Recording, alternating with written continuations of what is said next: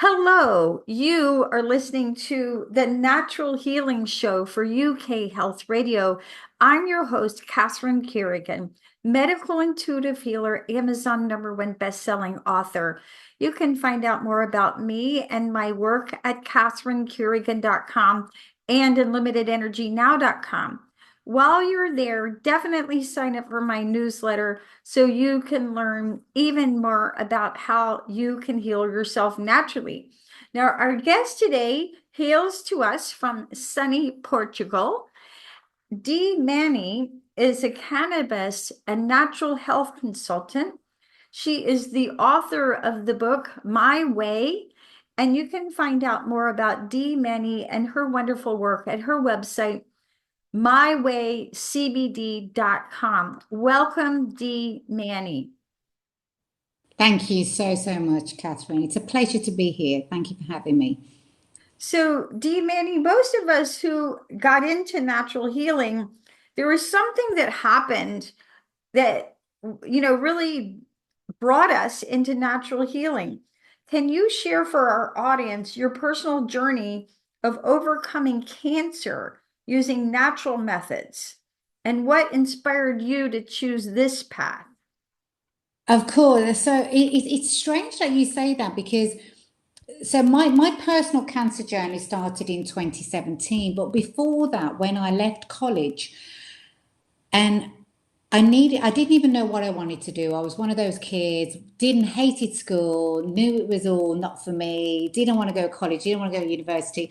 But my father gave me an ultimatum. It was either I had to choose an industry and training that I wanted to be involved, or I had to go back into college and university. I didn't want to do either. But anyway, I came across pharmaceuticals because I basically just searched what was the highest paid job that I could walk into. And this was me, 16-year-old me, thinking that I know it better than everyone. And pharmaceuticals and being a pharmacist at then, because I didn't want to be a doctor, didn't want to be a nurse, didn't want to be a vet, didn't want to be an astronaut, all of this. So I thought, right, okay, I can be a pharmacist. Everyone is pharmacists. I can do that all over the world because I always knew that I wanted to travel. Anyway, so I started training to be a pharmacist.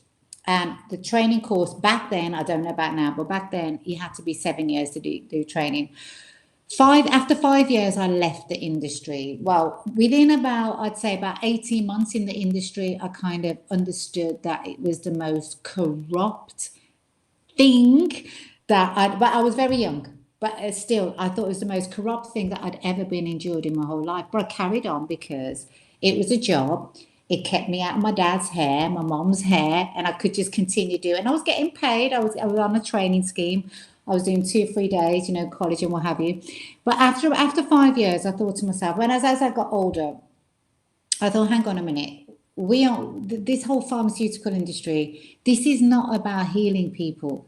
This is all about making people sick. And the pharmacists, which I used to train against. So I used to do 3 days practical and the rest, and 2 days, methodical and whatever, and learning in the classrooms and all of this.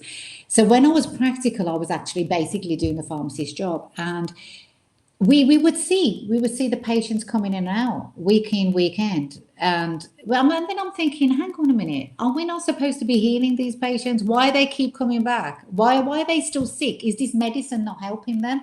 And all the pharmacists knew it was basically a joke to them, that they knew we will prescribe, well, not they, but the doctors will prescribe one medicine. It's going to give side effects, and then they're going to have another medicine, then they're going to have another medicine. And this was me, very vulnerable, very impressionable at that age, early, late teens, early 20s, thinking, right, okay, well, I wanted to do this one for money. That's, hands up. It was a high paid industry. But then it got to me because I thought, well, I can't do this because all we're doing is we're making people sick. So after 5 years, I left the whole industry. Everybody thought I was crazy because I only had 2 years left to be a fully fledged pharmacist. But I had to leave because I thought, no, I can't do this. I was at the point where I was dispensing the methadone for the heroin addicts. Mm. But when you do that, you can't. When you are dispensing methadone, you can't just give them to take away because usually they sell it, and then they buy real heroin. The whole point of having methadone is to keep them off the heroin. So it was always my job. I would have the sits. They used to label them as down an ounce as the heroin. Nobody wanted to do that job, but I did. So I used to sit there with these heroin addicts and I used to chat to them because I had to sit there and I couldn't leave unless they drank the methadone. And I used to do the staying because they had to come in every day. And it got to the point where I just thought, I'm not helping you because this methadone is not helping you. It's just making you more addicted to this. You may as well be addicted to heroin. It's only just that methadone is government controlled, whereas heroin isn't. So there's real no difference between heroin and methadone. You know, the pharmaceutical industry just want to label you are allowed to do this. So at that point, I thought to myself, right, okay, I need to leave because I was getting too involved with the addicts that I thought I just can't do this. So after 5 years, I took the decision to leave and I thought, right, okay, that's it. Anyway, never really got sick since then, apart from a cold or, you know, the normal, what have you. Then in 2017, I developed cancer. And it was just literally overnight. I assumed that I was healthy. I thought that I ate correct. I thought that I lived correct. But then, literally overnight, I went to shower in the morning. And as I was showering, I found a lump in my breast. And it was a noticeable lump that it wasn't there the day before. So obviously went through the whole system, went through the whole mammogram, which never ever have a mammogram. But at the time, I wasn't aware. I just went to go to the doctor to say, I found the lump. What's this? And they literally they just push you through everything before you even think. So the first stage I went to the doctors. I found a lump in my breast. What is it? Could be a cyst, could be anything. She didn't know. She says, right, okay, what we're going to do is we're going to send you straight away now to a mammogram. Before I knew it, I was in a mammogram. Then I had an ultrasound. Then I had a biopsy. It all happened so quick. We need to breathe when we find anything that's wrong with that. You know, we don't because we listen to the doctors. But anyway, so to cut a long story short, I was I was diagnosed with triple negative grade 3 breast cancer, which is probably the most aggressive and the worst type. Trust me to get the worst. It was the worst type of breast cancer that you could ever wish to have, if ever you're going to wish to have one.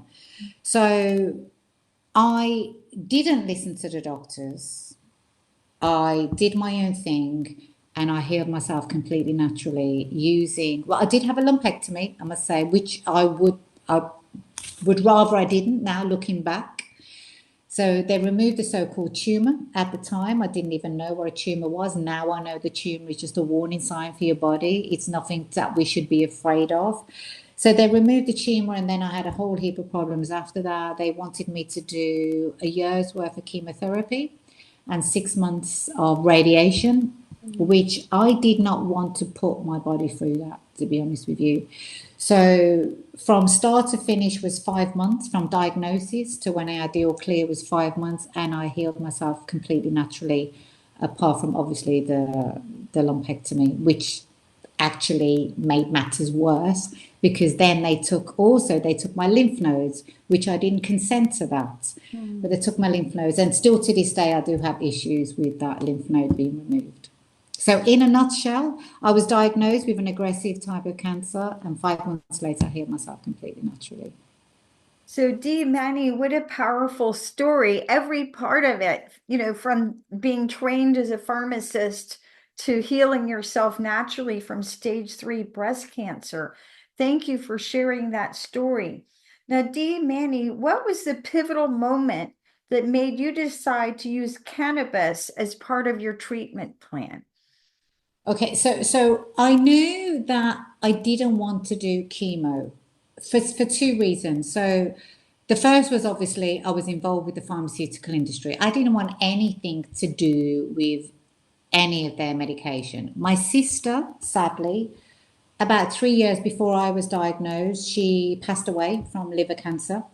And she went through the whole protocol, did the chemotherapy, the radiotherapy. And one of the last conversations I had with her, when I'm going to say she was on a deathbed, because she was on a deathbed. Mm. And from the minute she was diagnosed to the minute she passed, they said she had 2 years left to live. Okay. Again, this is just word sorcery that they bully and that they make you manifest into your life. So I basically did a load of research. I knew I didn't want to do chemotherapy. I knew I couldn't do chemotherapy because in the back of my I've lost you there. Sorry. In the back of my mind was constantly my sister's voice. And so Mm. the last conversation I had with her, she was saying, Dee, she said, it's not the cancer that's killing me. And I said, well, what is killing you? Because I'm still kind of, even though I'm in the industry, well, I was in the industry, I'm still clueless. And she said, it's not the cancer that's killing me, it's chemotherapy that's killing me. And Mm. I says to her, but why are you still having it? And her answer to me was, I don't know what to do. Mm. What else do we do? You know, she says, I've gone through, but the doctors have told me to do this, X, Y, Z, and I've done all of that. And that was her demise. You know, she listened. So in the back of my head, I had this. I knew I didn't want to do chemo. I also knew from the pharmaceutical industry that no medicine that they're going to give me is ever going to make me better. It's just going to prolong the disease and make things worse. Now, I started to research. I started to research when I was basically in the doctor's waiting rooms. So if ever anyone's been diagnosed with cancer, for the first 2 weeks, you are in and out of the hospital every day, either a blood test, a mammogram, an ECG test, this test, that test. You don't even know all of these scans that they're just throwing at you. So, and I was private medical, so I was still quicker than most, but I was still had a lot of time waiting in these waiting rooms, waiting for an appointment. So I'm just researching. The worst thing you can do, by the way, is research your actual cancer type. Because when you research your cancer type, if you look on Google, then you should have been dead a week ago, you Mm. know, according to statistics and all of this. So nothing, for the cancer that I had, triple negative, nothing was positive. It was all very, very negative. So I knew that that's not what I wanted. So for me, I knew I needed a natural method. I think the pivotal moment for me was I discovered in my research that there's something called the 19, well, not something, there's an act called the 1939 Cancer Act, which basically means, and everybody can Google it, it basically means that if any doctor or anybody in the medical profession promotes natural causes, natural methods to heal cancer, they will immediately get struck off. Mm. So they are silenced. So and this Cancer Act was put in 1939. 1939 Cancer Act. Does that not tell you something? That if people know that there's other methods and natural methods to heal you, and a doctor will get struck off just by giving you these methods. And in my head, I was thinking, right, okay, so I already knew the industry was corrupt. The pharmaceutical industry, biggest industry ever, is fueled by the medical and now the cancer industry as well. So why am I going to listen to these people? There was just a few reports on either Google or wherever I was researching that did have a few people that had healed from here, not the cancer type I had, but cancer in general from cannabis.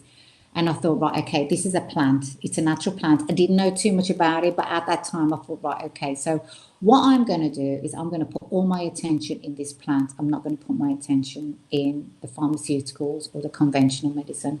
And the pivotal time for me was as soon as I realised about the 1939 Cancer Act. Because why else would the government be suppressing everybody if they didn't know it worked? Because as we know, everything is an inversion. So if the government tell you to do one thing, you do the opposite. If the government tell you this is good for you, you know it's not good for you. I think everybody should know this by now, in So this day and age anyway. So, Dee Mani, that's quite interesting that after 5 years training as a pharmacist, that you turned against drugs.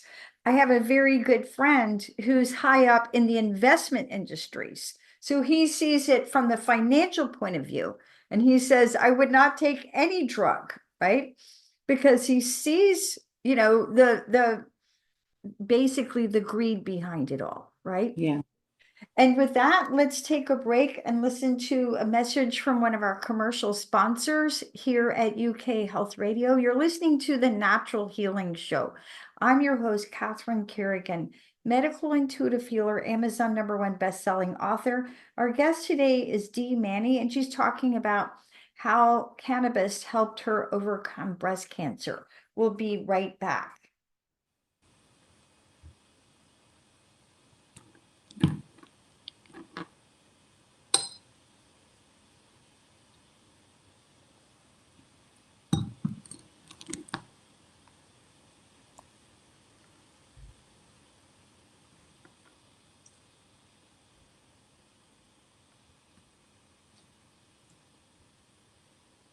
Dee Manis. So your website is mywaycbd.com. What role did cannabis play in your healing process?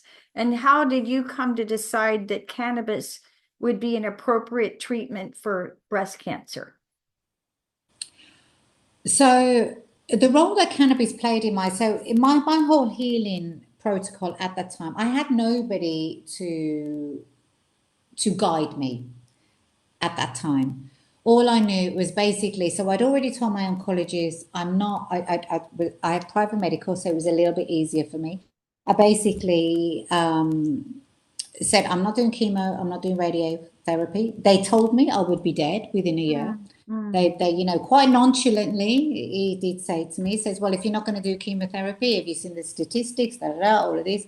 So within a year, you probably won't be here within a year. And then I thought to myself, okay, so you're telling me I may not make it to a year. And then, so when he told me this, I says, okay, so if I do chemotherapy, he wanted me to do 1 year's worth of chemo, 6 months worth of radiation. If I carry on with your conventional, what's my lifespan then? Am I going to live forever? And he says, well, you're probably looking at about 2 years. I says, right, okay, so you want me to put my body through 18 months worth of treatments? Because I've already seen my sister. I saw how it annihilated it. I saw how it crucified. I saw how she was basically just skin and bone at the end of it. That's not healing. That's poisoning. How can anybody say that this? Because everybody should know that chemotherapy is mustard gas. It was used in the World War. It wasn't designed for as a medicine. Anyway, that's another story. So I'm thinking to myself, right, okay, so I've got two options here. I can either listen to you and I can put my body through 18 months of extremity to only live an extra 6 months, because you've already told me I've only got 2 years left to live. Well, 2 years with medicine, 1 year without medicine. So I kind of thought, well, okay, I'm just going to take my chances. I'm going to take my chances and I'm going to decide what's going to work for me. I knew that was out of the question. Cannabis, the role that cannabis played in me was phenomenal. The more I was taking it, the more I was researching. So instantly when I started taking it, I noticed that a lot of other little health issues just eradicated, just disappeared. So for one, I had slip discs. I had 3 slip discs in my back, and probably still got them today. 3 slip discs in my back, which I did 20 years prior to being diagnosed. Just a stupid movement. I was moving and jarred, and I've always had these 3 slip discs, which have caused me terrible pain to the point where, although I don't agree with pharmaceuticals, I had to have a strong anti-inflammatory, because if I didn't, I was literally stuck. I couldn't even move. I felt like I was an OAP. I couldn't move. My back was stiff if I didn't take these anti-inflammatories. So I'd gone 20 years taking this pill, which I didn't want to take because I don't agree with pharmaceuticals, but I had to, because otherwise I'd be paralyzed. When I had the accident with the 3 slip discs, they did say that I probably would never walk. I was 6 months. I was bedbound. I couldn't move. So instantly, that was the one issue. Instantly, as soon as I started taking the cannabis, I kind of realized that I'd usually, before I was taking the cannabis, and when I say cannabis, I was taking it in the form of oil, cannabis oil, not as in smoking. So usually when I would get up in the morning, I would be stiff. getting out of bed. And the first thing I would do is I would have to take one of my pharma drugs to enable me to move around. Otherwise, I would be stiff. I wouldn't be able to walk. I'd be, just immobilized. I noticed after about 2, 3 days of taking the oil that I didn't need to reach for my pills So, because all of. Dee Mani, I'm going to interrupt. So, Mhm. will you bring us back for our audience because there's many ways to take cannabis. So, Yeah. and you mentioned oil. Were you placing it topically? Were you taking it internally? Can you explain what are the different varieties of cannabis and how can we take it therapeutically? Okay. So you can take cannabis in all kinds of measures. Like most people just think that cannabis users smoke. Mhm. And that's where we need to change society's perceptions. Is people just think that cannabis users just want to smoke because they want to get high. Okay, so the first one is smoking. The second one is inhalation, whether you use a bong or a vacuum or a kind of device where you're still inhaling, which is great for the lungs. You can also take cannabis as an oil, which is what I was taking. The cannabis plant, which is produced from making the oil out of the buds, the plant. Or you can take cannabis as a tincture. You can take it as an edible, as in a gummy. You can use it topically. But to heal cancer, you need to ingest it. And the reason why you need to ingest it, well, there's different methods of taking cannabis. You can either ingest it, you can use suppositories, but you need to be basically fueling your body with it. But so let's just go on in the ingestion method. So the ingestion method is you use an oil and you would, with me personally, I would put the oil in a capsule and you would swallow the capsule. The reason why we don't take it under our tongue, the sublingual method, is because in order to heal cancer, it needs to go through the liver. If you ingest anything that you ingest, so any supplements you ingest, the liver breaks everything down. The liver sends a signal to the brain, and it's the liver and the liver and the brain connection that inspires the oil, the cannabis to work on your body. So there's, as you said, there are different types of methods, but different types of methods for different things. So, for instance, if people are suffering from mental health issues, depression, stress, anxiety, they would be fine smoking because smoking offers no medicinal benefits to the body, but it offers medicinal benefits to the brain. Okay, so as soon as you smoke, the THC from the smoking sends a signal to the brain, and mental health issues are in the brain. So stress, anxiety, depression, they're in the brain. It's a brain connection imbalance. That's why people smoke. If it's anything to do with the physical body, such as obviously cancer, but it can be anything. It can be diabetes, it can be fibromyalgia, it can be MS, it can be autism, it can be anything. Literally, that's within, well, not autism, but because that's the brain. It's in the physical body. So anything that's in the physical body, the oil needs to be ingested because the liver needs to direct the cannabis into where it needs to go. So, So Dee that's the difference Mani, with the oil. what is the body's endocannabinoid system? The endocannabinoid system. So the endocannabinoid system is basically what runs your body. Okay. The best analogy that I can use about the endocannabinoid, well, I've got two analogies. The one analogy is, so if you can imagine your lighting in your house.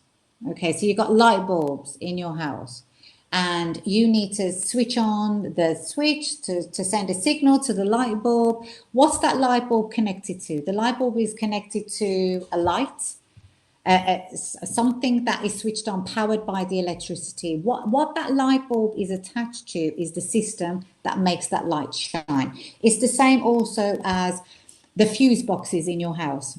So when everyone has a fuse box and one of the fuses are tripping, you always have that main fuse box. If that main fuse is taken out of that fuse box, none of the other fuses are going to work, are they?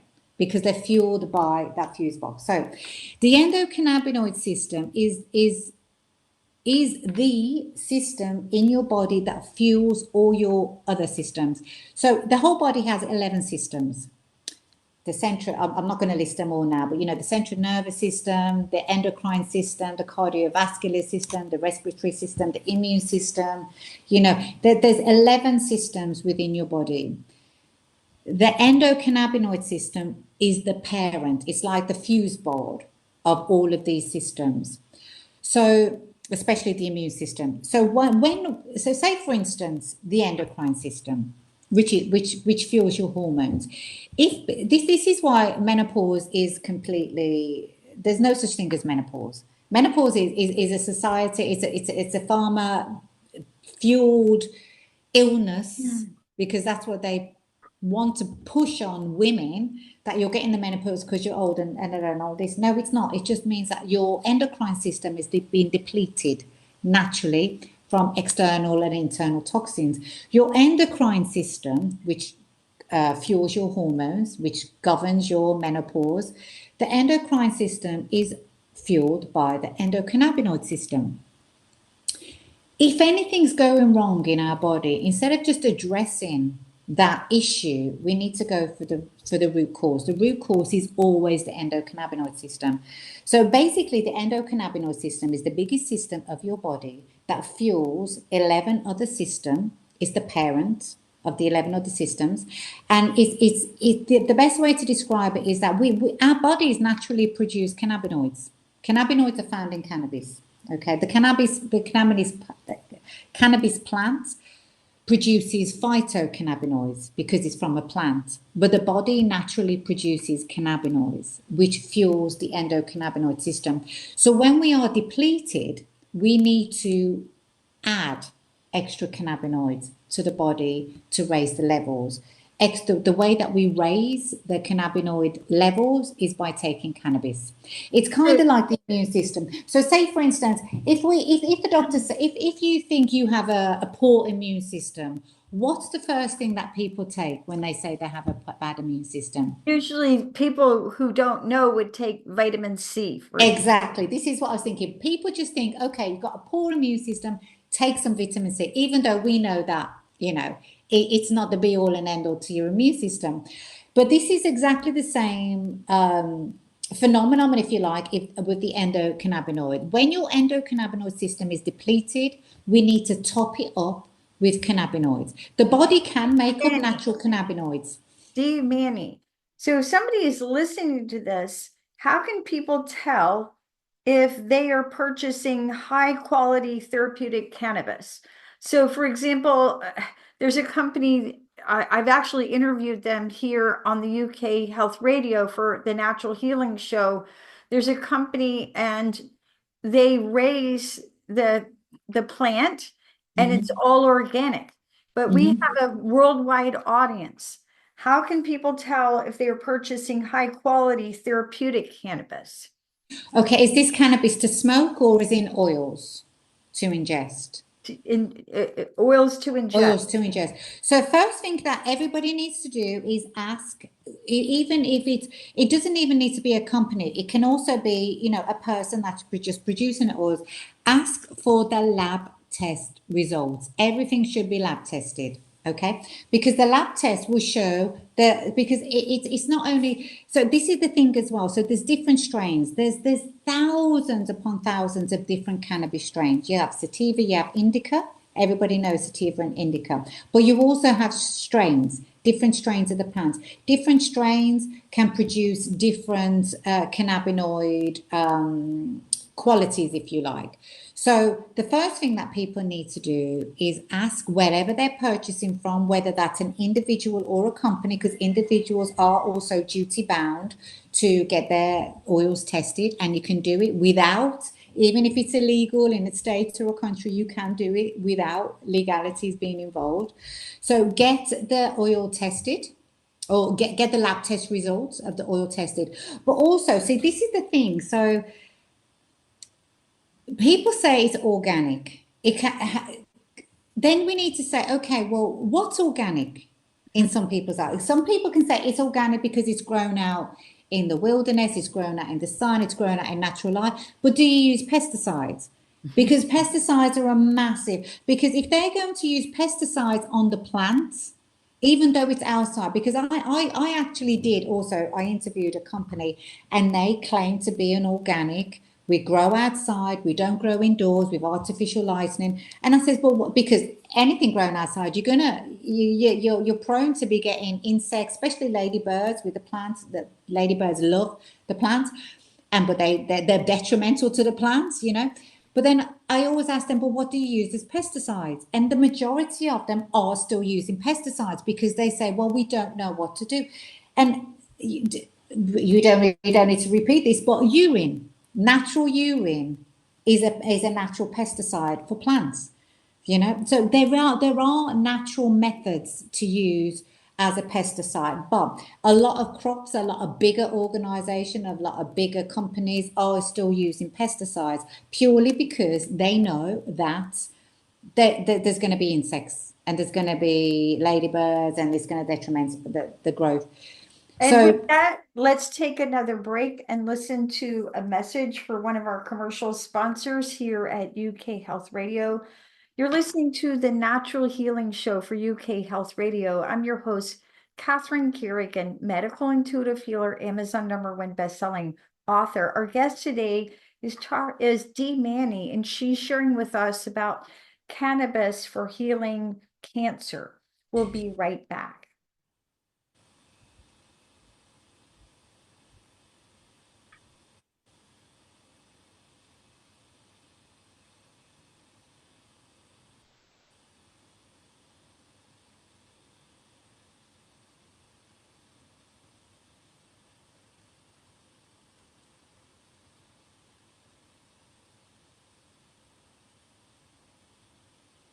Dee Mani, what are some of the most common misconceptions about cannabis for healing that you encounter? well, the main one basically is that people only use cannabis to get high, you know, and that's not the case. That's not the case at all. You know, I know nuns. I know a group of nuns that use cannabis. You know, cannabis has been used for centuries and centuries, but one of the biggest misconception is that people are just using cannabis to get high. Now, nobody uses cannabis for no reason, and there's a lot of smokers, people that just smoke the herb, the plant. There is no smoker that is not suffering from mental health issues, whether that be, even if they don't want to admit it, they are smoking because they have anxiety, depression, or stress. And smoking just relieves.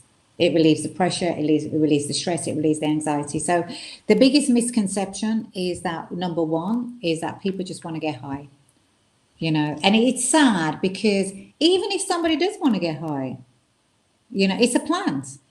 What is that for anybody to say that you should not be allowed to smoke just because you want to get, but people want to get high. It's the same as, you know, people then also try to say, well, people want to get high the same as alcoholics just want to get drunk. No, it's completely different. It is in one sense, it is an escape from reality, you know, but alcohol is detrimental, whereas cannabis isn't, to be honest with you. So the biggest misconception is that people just want to get high. People don't want to heal. Cannabis doesn't do anything for you. It's just it's illegal. Yes, in most countries, most states, it's illegal, and people just prey on the legalities because it's illegal. Because people, they think that people want to get high. No, it's so bad that people think that this way. You know. So going back to, you healed stage 3 breast cancer using cannabis oil. So what exactly did you do? So how did you use the cannabis oil? So I just need to say it wasn't just cannabis that I took. So my whole protocol was not just cannabis. It was also, I had a clean diet, no sugar, no refined sugar. People think that sugar is so bad. No, natural sugar is okay. It's just refined sugar. I took a range of supplements. I did a lot of meditation, a lot of groundwork, you know, a lot of inner work. But the cannabis oil. So I used to take and it was the it was this also is not CBD. CBD and cannabis oil completely different. So I ingested the oil in a capsule form every day, every night. Um, and I slowly increased to build up my tolerance. So I used to take cannabis oil, I would take supplementation, and I changed my diet basically. I cleaned up everything. So the way I worked with the cannabis was purely ingesting the oil at night. And at night, I mean, you take it at night because it makes you sleepy. And people always think, oh, well, I don't want to feel sleepy, but why? Just treat it like a sleep. The way that I would promote it is to say, treat it like a sleeping pill, because that's what it makes you feel sleepy. But it's when you feel sleepy, it's when you feel high, which is the psychoactive, which is the THC. That's the part that's healing you. A lot of people are scared to feel high. I embrace it because it's the best time to meditate when you're feeling high. It's the best time to just let go. And I think people are scared because when you are feeling the psychoactiveness of the THC, you're forgetting about your issues, you're forgetting about your worries. But we should not be focusing on our issues and worries anyway. We should just be at peace, and we should just be just on a level where we don't even care about what happened yesterday or what happens today. The cannabis kind of, in a sense, forces you to be in the present moment. And that's the whole point of how we can help ourselves heal. Because a lot of issues are from anxiety, depression, stress, and that's all from living in the past and living in the future, not being in the present. Good point.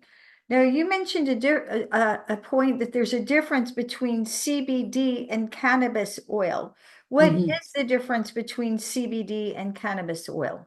Okay, so cannabis oil basically is the oil made from, so you have the flower, the bud, the whole cannabis bud. The cannabis oil is made from every single cannabinoid in that bud. There's hundreds. And I could say there's 220, 180. Nobody still knows how many cannabinoids are in that bud because there's not enough evidence, there's not enough scientific. So anyway, there's hundreds of cannabinoids in that bud, in that flower. We need it all. We need every single one of those cannabinoids to encourage what's known as the entourage effect. So that basically means that all of the cannabinoids are working together in unison, and that's when the body heals. CBD is just one cannabinoid. So if we go by, the science says there's 180 to 220 cannabinoids in the plant. I disagree with that because I personally believe there's a lot more than that. But anyway, it is what it is. So CBD is just one cannabinoid. THC is just another cannabinoid. Then you've got CBG, you've got CBN, the THCA, it goes on and on and on and on. So in order to heal the body needs to be put in a homeostatic state. So whenever we have any kind of sickness, it's because the body is imbalanced. The body is not in balance. If the body is in balance, we won't get sick. It's as simple as that. How do we address the body to be in balance is by fueling the endocannabinoid system, by topping up. So the difference between CBD and cannabis oil is basically CBD is just one part of the makeup of cannabis. It's kind of like saying, a pot of coffee. A pot of coffee, you got water, you got coffee. The coffee is just one part. Without the water, there is no coffee. It's just coffee, if that makes Great, sense. great explanation. Now, Dee Mani, you are a cannabis and natural health consultant. You mentioned that in your professional opinion, if people want to use cannabis for mental, emotional benefits, they should smoke it. For Mhm. physical healing, they should ingest the oil. Are there ways to use cannabis oil topically? So, Yes, you can. So cannabis oil topically is great. However, it's not getting into it's getting into the surface of the skin, but it's not getting into the bloodstream enough to heal. So, for instance, if you have, I don't know, if you pulled your shoulder or you've strained your shoulder, and it's more muscular.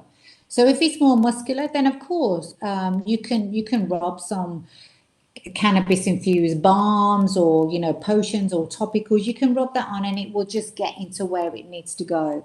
If, say, for instance, it wasn't just a pulled shoulder and it was more skeletal, The topical can't get to the bone. Topical can only get to the layers of the skin. So if you are just using topical for a skeletal issue, like say for instance my slip discs. So my slip discs, I knew that if I was just smearing and rubbing a cannabis topical on my back, it would help momentarily, but it's not going to help because the problems is skeletal, is my discs. So to get to the disc, that's why we need to ingest. So that's a difference. And there's also the you can get transdermal patches as well, which is can get high doses into your body, but still it's all shortly. It's all about the absorption with cannabis and the longer absorption. So for cannabis is more effective when it's in your body for a longer time. Okay, so when we ingest the oil, say for instance the capsules that I take, the oil, if I'm ingesting the oil, that will be in my system for about 8 hours. About 8 hours. So it's good because then the oil's working for 8 hours, rectifying the issues inside my body. If I'm smoking, that's only the absorption rate is 20%. It's literally an hour in my system. So you can see the difference between something that's in my system for longer than shorter. Anything that's in your system for longer is going to have a more beneficial effect on your overall state of wellness, should we say. So, Dee Mani, as you know, there are literally millions of people all over the world who get diagnosed with cancer every single year. What Every advice? single day, should I Yeah, say now? Every single day. it's yes. So, what advice would you give to someone considering natural health alternatives, but feeling overwhelmed by all the different options? So first of all, if anybody has a cancer diagnosis, I would ask them to pause, just pause, pause your life for a minute, because the cancer industry is designed to push people, to fear them, to bully them, where a patient like me, for instance, I was, before I knew it, I was 2 weeks, yeah, 2 weeks I was in surgery. I didn't even know what I wanted. And Mm. then I'm being told XYZ, you have to do this, you have to do that. And for a person that has a frail frame of mind, they would just go through the whole process. You're just a number to the oncology unit. You're just a number to your doctor. You're just a number to the industry. So if you are faced with a diagnosis, the first thing that I would just say is just pause. Don't listen to any of the BS that they're telling you that you've only got. Nobody can give you a timeline on your life. You decide, your brain decides when you are going to pass, nobody else. So if a doctor says to you, you've only got 2 years left to live, don't listen to them. Mm. They base that on the methods of their medicine. So take a step back and pause and breathe. There's no big rush. Believe that, understand what the body is and understand what cancer is, because I think we grow up in a society believing, me personally, so I grew up from a very, very early age. I think from when I was about 5 years old, my aunt had breast cancer and then she died. Then somebody else in the family had cancer and then they died.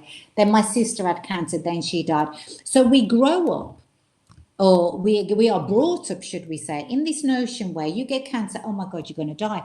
It's like if and this is the other thing as well. So if you meet somebody in the street and you say to them, oh, I've got cancer, they look at you as if, oh my God, you're just about to die any minute now.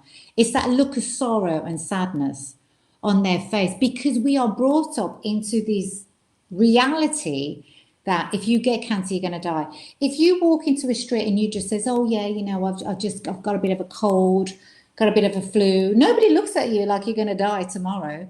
Nobody's asking you, oh, is there anything I can do? No, because it's just like, you've got a cold, you've got a flu, get on with it, deal with it, you'll be perfectly fine. But society is embedded in our brain that as soon as we get cancer, we're going to die. And no, you're not going to die. Cancer is a warning sign.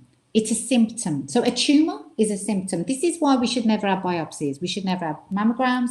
If you find a lump and a bump in your body, it just means that your body has an overload of toxicity. Nothing more, nothing less. And what we need to be doing is addressing that toxicity. How do we address that? Instead of adding more toxicity, in the form of poisonous medicines and chemotherapy and radiotherapy and big pharma. We need to be eliminating it. We need to be reducing it. We need to be detoxing, because it's very, very simple. Cancer is toxicity, nothing more, nothing less. To Great heal, we need to information. yeah, to heal, we need to detox. We don't need to add more. We need to take away. As That's a all we need. medical intuitive healer, when I do a medical intuitive reading, one of the things that I look at it is a person's overall toxicity level, right? Yeah. And that's a big deal. You've been listening to the Natural Healing Show for UK Health Radio. I'm your host, Catherine Carrigan, medical intuitive healer, Amazon #1 best-selling author. You can find out more about me at catherinecarrigan.com and unlimitedenergynow.com. Our guest today has been the beautiful and insightful Dee Mani. She is the author of the book My Way, and you can find out more about Dee Mani and her wonderful work at her website, mywaycbd.com. And remember, if you have been diagnosed with cancer, there's so many ways to heal yourself naturally, including by engaging the power of your own body's natural endocannabinoid system. Thank you so much for listening, and we'll see you next time.